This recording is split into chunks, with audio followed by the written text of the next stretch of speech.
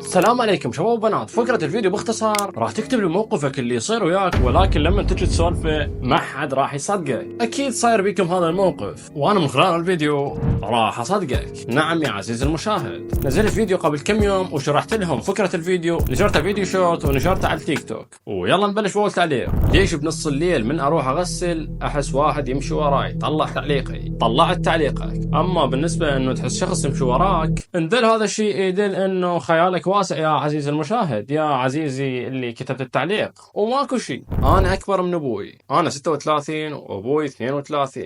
هاي شنو؟ قلنا ما حد يصدقك، بس مو لهالدرجة. انا هم ما راح اصدقك. كنت بالمطبخ اشرب ماي ولقيت ابوي يشرب ماي. لحد هنا حلو يا شباب، ولكن الصدمة وين؟ يقول لما خلصت ورحت لغرفتي، الصدمة انه لقيت والدي على الدرج. يا ساتر، بدأ الرعب يا شباب. يعني إذا فعلا صار بيك هذا الموقف حاليا، منو أبوك اللي على الدرج لو اللي بالمطبخ؟ اندعمت 5 مرات ولا مرة نزل دم مني. هاي خاف دعمينك بالبث المباشر. شلون؟ يعني هن شغلتين، لو انت مخلص دم وعايش وهذا الشيء مستحيل، يا اما عبالك انه الدعمه هي صوت البريك، كل صوت بريك حسبالك اندعمت، فما بقيت شيء يا حبيبي. المهم الحمد لله على سلامتك. مرة جاي امشي، احنا بيتنا بالبستان الساعة 11 بالليل، وشفت واحد طويل، ولما التفتت اختفى. والله ما اعرف يعني ايش اقول لك. مره رحت للمحل ولقيتك، يعني هذا الشيء جدا نادر. شلون تفوت هيك فرصه وما تاخذ وياي صوره؟ ومنو راح يصدق اذا تقول لهم التقيت به؟ لازم توثق هذا الشيء. مره كلب ضحك لي وغمز لي، لا والنوب يحلف هذا الكلب مستهتر يا شباب. هذا حتى بالفوتوشوب ما موجود. يعني ان شاء الله ندعي ان تكون صادق. والله العظيم انا مرات اشوف موقف وبعدها اشوف نفس الموقف. والله العظيم والله العظيم اسف، والله العظيم بدون كذب. عادي يا شباب، كلنا تصير بينا هاي الحالة. تحس انه تتذكر، يعني مرات يصير بيك موقف تحس انه هذا الموقف صاير بيك، تقول هذا الموقف صاير بي، بس وين؟ هل هذا الموقف بحلم صار؟ هل بالحقيقة وتكرر المشهد؟ ما اعرف. لكن هذا الامر يصير تقريبا عند كل انسان، واعتقد يطلقون عليه الاطباء الديجافو. فالامر نورمال يا عزيزي المشاهد. من اغسل وجهي بالصابونه احس شي وراي. هاي شنو؟ متابعيني كلهم مرضى نفسيين، ايش بيكم؟ هذا يحس شخص يمشي وراه، والثاني ما ادري شي يحس. ما قلت شي يا شباب.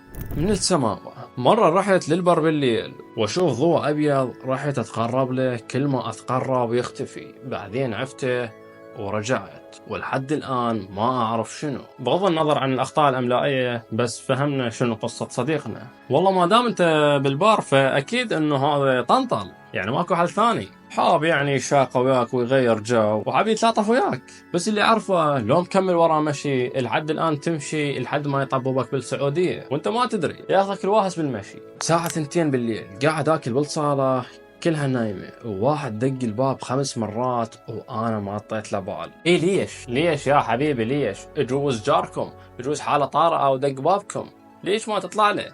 هسه على الأقل لا تفتح الباب، صيح منو؟ ولو أنا ضوج من سالفة المنو، إن دق الباب صيح منو؟ على الأقل قل له منو؟ كنت صف أول ابتدائي ودعمتني كيه وثبتني بالخمسة لو 6 أمتار، وكل شي ما صار لي، واللي هسه ما حد مصدقني. والله بدال ما تثبت هذا الشيء للناس فاحمد الله وشكره. احمد الله وشكره، مو كل شيء لازم تقتنع به الناس. اخي انا من السماء ذيك المره رحت للبار بالليل وشفت ضوء ابيض، رحت تقربت له. هاي شنو؟ هذا التعليق مار عليه يا شباب. هذول الاثنين معلقين نفس التعليق، هي واحده من الاثنين. لو انتم بوقتها طالعين سوا، لو واحد خامط التعليق من الثاني، والاحتمال الاخير والحاسم انه معلقنا من حسابي، يعني ماكو غير هذا الشيء. شو تقول؟ صحيح. مرة نايم وجا جدي معدني، يعني قعدني.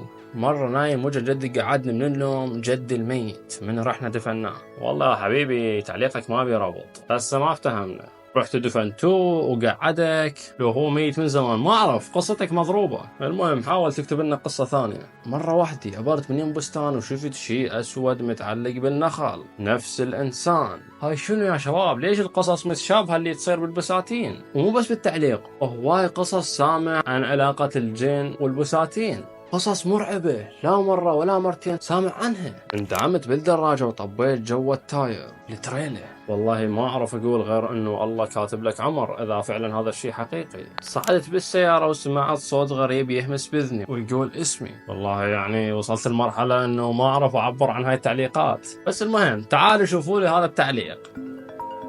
ألو. وعليكم السلام. جاي أصور أنت عجو حاليا. يلا بس أكمل تصوير وأجيك. اي والله. اسمع لحظة. لايك واشتراك بروح الأسيم. سمعتوا يا شباب؟ المهم نرجع يا شباب. انتبهوا لهذا التعليق. مرة رحت للشغل انا راتبي 300,000.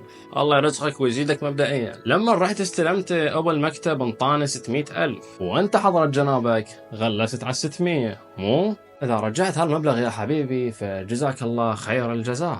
اما اذا غلستهن فانصحك انه ترجعهن يا حبيبي لان ما راح تتهنى بيهن وراح تدفع ثمنهن. نمت بالديوانية وقعدت بنص الليل وشفت روحي بالفوق، يعني يقصد فوق السطح، فوق سطح البيت. يا شباب فكرة هذا الفيديو انه نريد احداث صايرة انه ما حد يصدقها، يعني شلون هذا اول تريلر، شلون اول 6 مترات، هيك نريد احداث. هاي مرة دفنا واحد ميت وكملنا. هذا الظاهر كاتب له قصة. المهم شو يقول؟ صرنا بعيدين عنه 15 او 10 امتار، كان نشوف نور عالي يطلع من القبر.